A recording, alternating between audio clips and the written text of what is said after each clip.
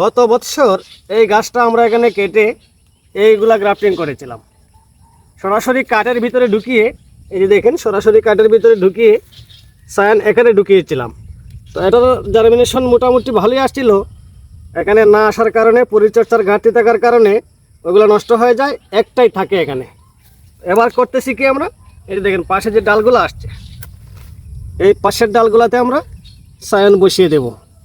এটা একমাত্র বীজির চারা রোপণ করলে অনেক সময় যে লটকন পুরুষ হয়ে যায়, পুরুষ গাছকে গোড়া থেকে তুলে না পেলে বিকল্প পদ্ধতি, যাদের এরকম বাড়ির আঙ্গিনায় লটকনের গাছ রয়েছে, ফুল হয় ফল হয় না, আপনারা এইভাবে দেখেন গাছটা কীভাবে কাটা হয়েছে।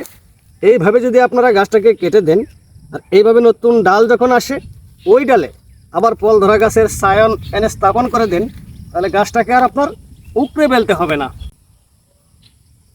দেখলেন গ্রাফটিংটা আমরা বসিয়ে দিয়েছি, এদিকে একটা, এদিকে একটা, এদিকে একটা।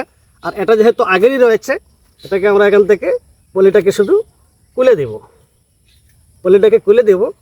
আবার যদি কেউ বলেন যে সালে ভাই এইভাবে কেটে সাথে সাথে সায়ান ঢুকাই দিলে কি হবে না? হবে ভাই, তবে এর জার্মিনেশন হারটা একটু কম। আর এইভাবে কেটে রেখে যদি আপনারা 1 মাস পরে বা 2 মাস পরে গ্রাফটিং এইভাবে করেন, এর জার্মিনেশন হারটা বেশি হবে।